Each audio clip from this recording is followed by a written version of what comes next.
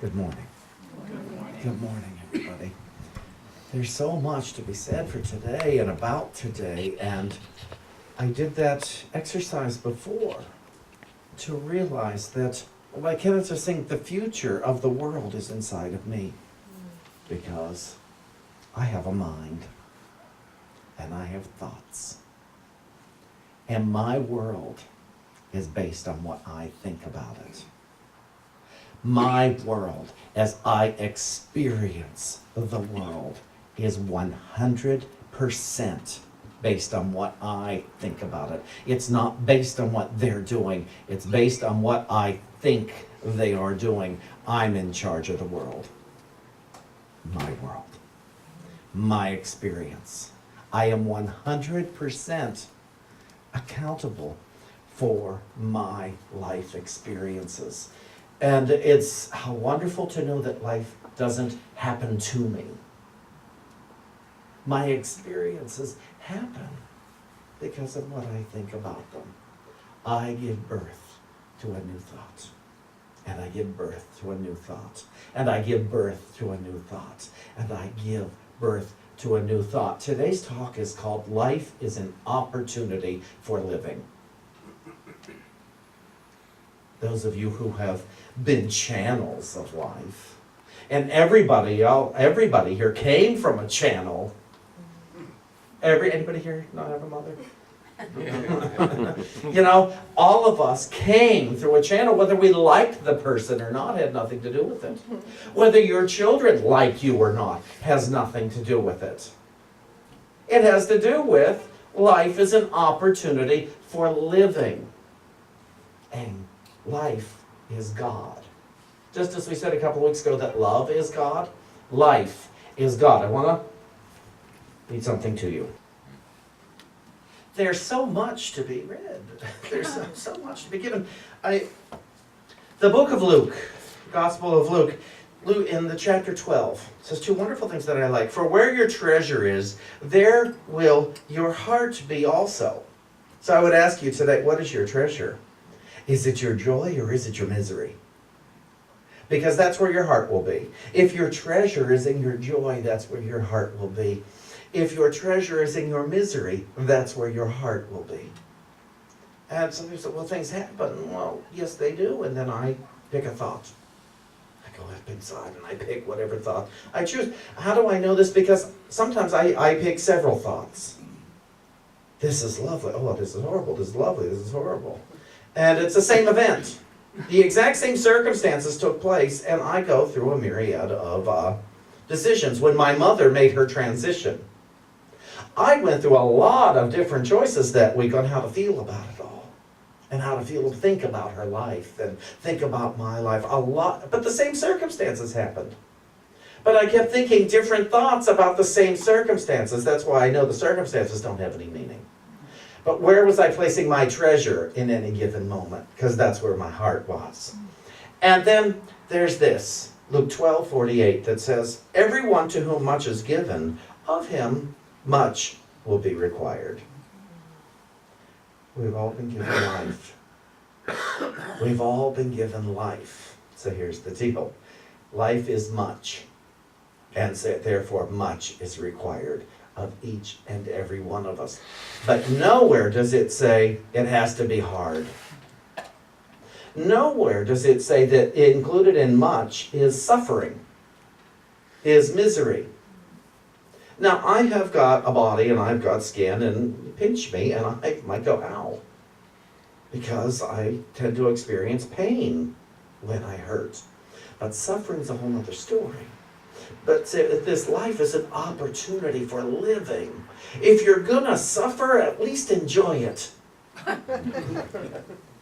If you're gonna suffer, say, yes, I'm vitally alive, and this is how I'm living right now. Go, God.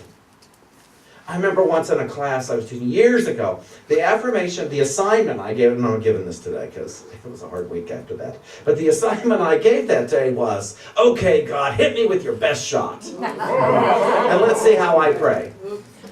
It was a rough week. I don't know about anybody else in the class, but I know stuff came up for me that week that I was not expecting. But I said, fine, give me your best shot. Here I am today.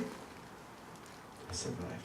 Life is an opportunity for living. It's not, oh man, I got to get through this life. And I know what it's like to feel like that. Man, I got to get through this day. And just get through this day. Then maybe tomorrow will be okay. But boy, I sure hate today. And then there's this, that is also Luke chapter 12. And it comes from the MTI, the Holy Spirit's interpretation of the New Testament. And I took this part from verses 22 that starts, as you travel this path, you will only have 2 experiences. How many? Okay, just want to make sure you're listening. It may seem like many,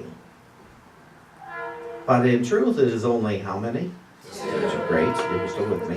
One experience will speed you along your journey. The other will delay your journey a little while. The secret to a simple and joyful journey is to learn to discern between the 2 experiences, and then always choose the joyful one. I have spoken to you of both experiences before, so this is but a reminder for you. The only 2 experiences that you will know as we travel this path together are the experience of 1, your willingness, and 2, the experience of resistance. So there are how many experiences? 2. And what are they? What's the first one? Willingness. What's the second one? Resistance. There you go. Life is an opportunity for living, either in willingness or resistance.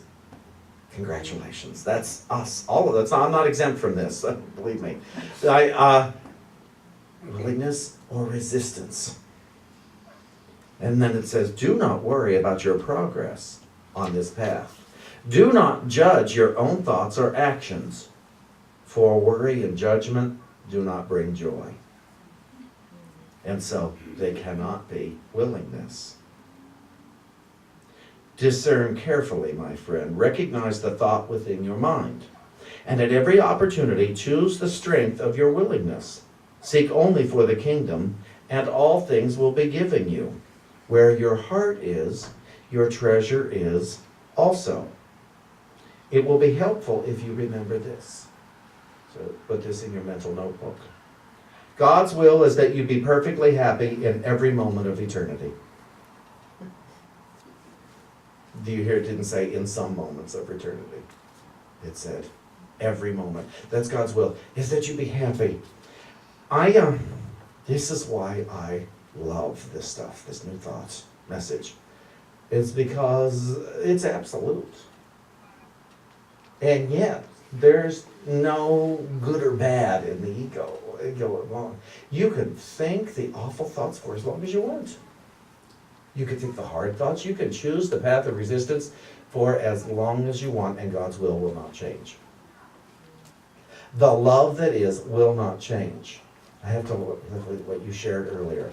Because what put me on this path in 1989 is I had a prayer. It said, God, I can't do it alone anymore. And then piece by piece, by piece, by piece, life began to unfold. A path of willingness and a path of resistance. And it keeps being revealed to me. But what I'm finding out with working with everybody is there aren't good and bad choices. There are choices. And there are results of my choices. Isn't that great? That God's not saying, oh, you really screwed up with this one.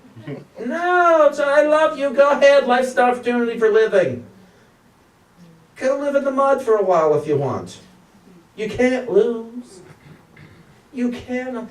And the eyes of heaven, or in the eyes of spirit, is kind of just saying, my place is assured. My place is assured. And I don't even have to be aware of it yet in order for it to be assured. God does not need me to join a religion for my place to be assured. God does not need me to be religious. However, if I want to be aware of my assurance, if I want to become assured of my assurance, I've got to seek to work with the law rather than opposing the law. Are we clear on that? I've got to seek to work within the law if I want to be assured of my assurance. In order for me to seek to work within the law, I need understanding of the law. And so, you know, a great place to go, Google. What is divine law? What are the divine laws of living? What are the divine laws of thinking? What are the divine laws? You can go, there are so many places to get understanding. You could journal. You could go and have a chat with Holy Spirit into your journal or into your meditation time, however you do it, and say, Holy Spirit, what are the divine laws of living? And how would I best understand them? I promise you will get answers. I know because I do, and I'm not an exception. This is the way to take advantage of the opportunity for living. Imagine taking advantage of the opportunity for living, and living really well. Because where my heart is, my treasure will be also. So I prefer my treasure to be abundant in love, in peace, in joy, in wisdom, in truth, in presence. Because quite frankly, I don't know about you, but I have experienced an abundance of lack. I have experienced an abundance of misery. See, there is only abundance. Now, what do you want an abundance of? And if we're waiting around for it to happen to us, it's not likely to happen. However, in this opportunity for living, if you were willing to say yes to it, and I'm willing for the understanding of the abundance I wish to experience, then opportunities will just pop right up according to your willingness to learn them, to grasp them, to see them. And it's not magical, it's that you said yes. And when we say yes, life shows us what we are saying yes to, and we have to pay attention. Just pay attention. Oh, this is what I asked for. Oh, this is what I asked for. Oh my goodness, I didn't even know I asked for this, but I guess I did. Well, how do I know this? Because it's here. Use simple logic. Simple logic. Two experiences. Willingness, resistance. Willingness, resistance. Who here has ever had something lovely offered to them and they said, oh no, I couldn't possibly? There you go. Resistance. Willingness, resistance. You were willing to say no in your resistance to saying yes. And it's just that simple. Not good or bad. It just goes, oh my goodness. You mean to tell me it could have been this easy? When I was in first grade, Mrs. Sutherland came back from Vermont with this tin of this brown candy. I wasn't into brown candy.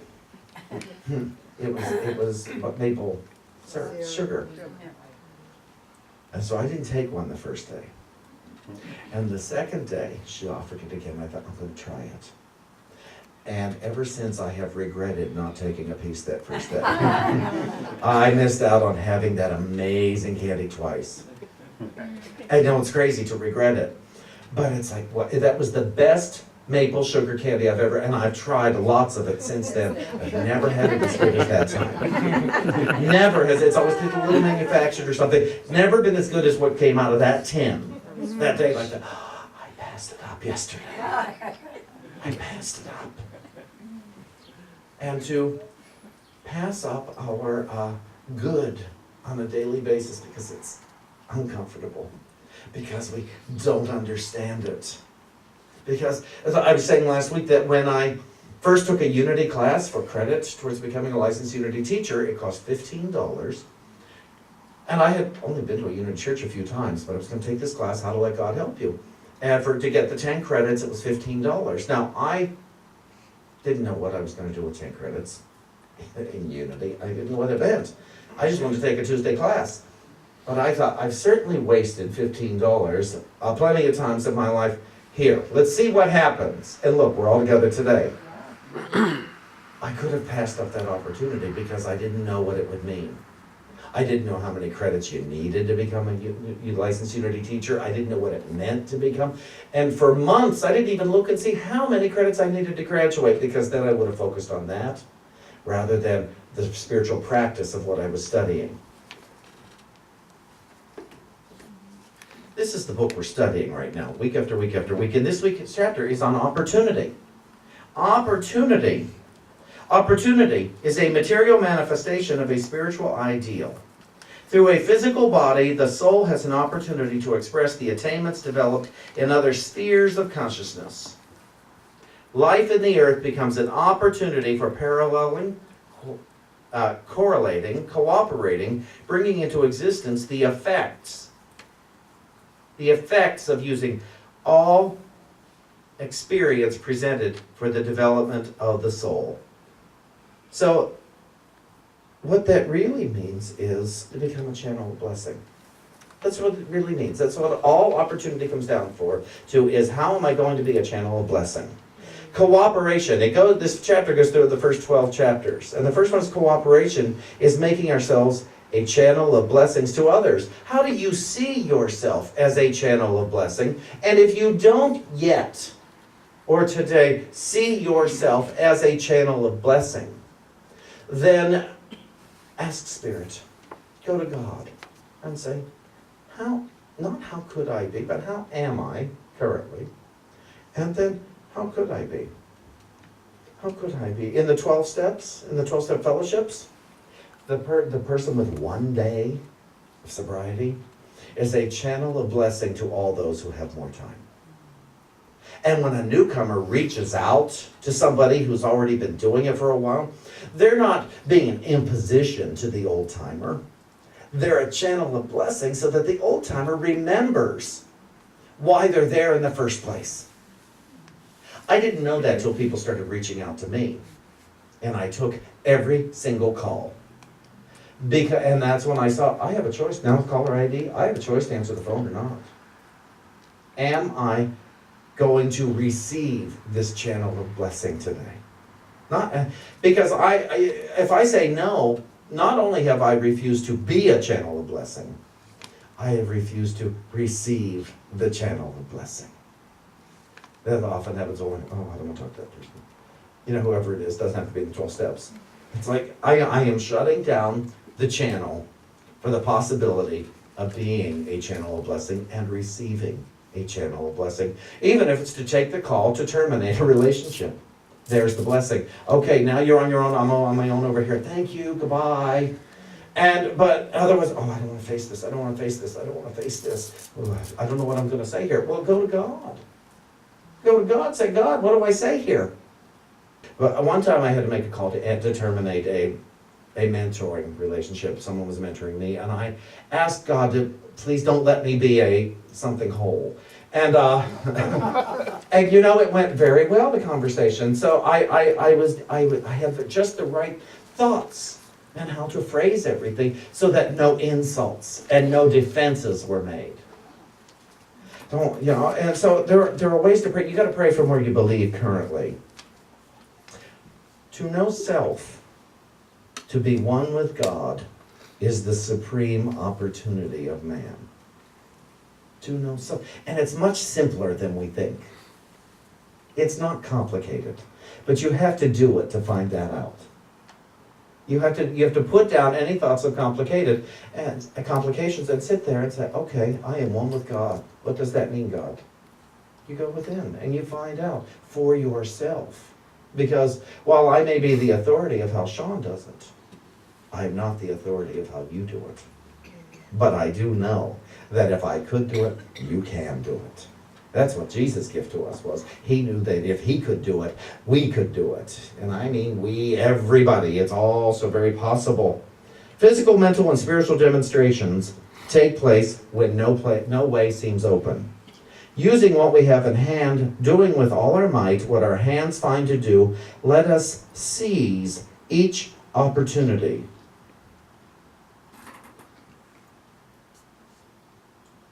The direction in which we turn the activities of our life depends upon how we think. We each of us have an opportunity to think and then to rethink. To think and then to rethink. Now, we all have a friend that thinks and rethinks, and I like to think of her as my personal friend, and I've never met her. She's Dolly Parton. She's Dolly Parton, and she wrote this lovely book called Dream More. And there's a couple of passages in here I wanted to share before I leave here today. My desire to pursue my dreams has always been greater than my fear of not accomplishing them.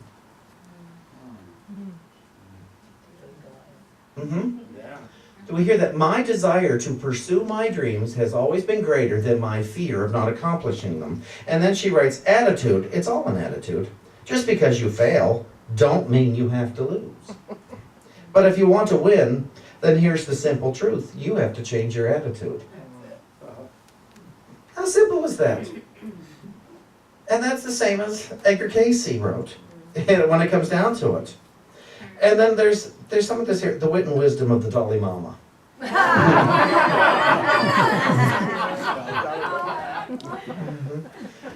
I'm not going to limit myself just because people won't accept the fact that I can do something else. I never let a rhinestone go unturned.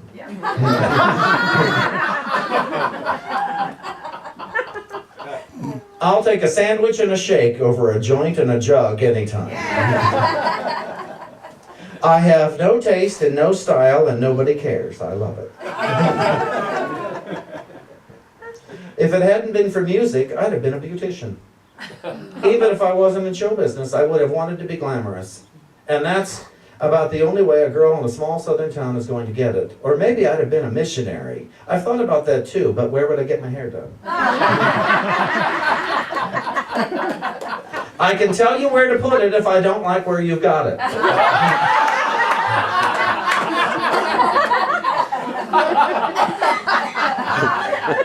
I look at myself like a show dog. I've got to keep her clipped and trimmed and in good shape. I'm just the girl next door, provided you live next door to a circus.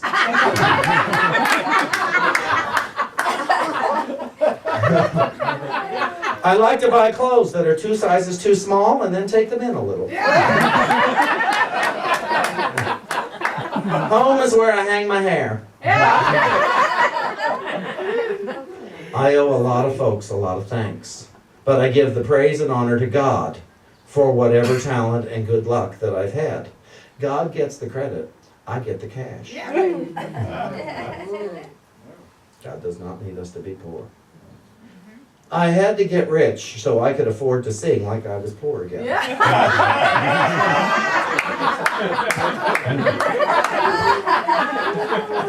I always try to read the tabloids so I can see what I'm up to now. I believe everything about everybody but me. The truth Dolly style. These are frequently asked questions. This is some for answers. Are they real? Of course not. I would never grow my nails this long. What do you want people to say about you 100 years from now? Boy, don't she look good for her age. How do you play so many instruments with those long nails? Pretty good, if I do say so myself. Have you ever had a voice lesson? Good Lord, no. Why in the world would you teach somebody to sing like this? Do you look more like your mother or father? That depends on whether or not I'm wearing makeup.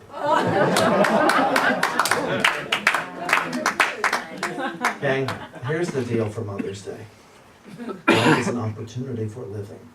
And it's an opportunity for living in love in your conscious mind.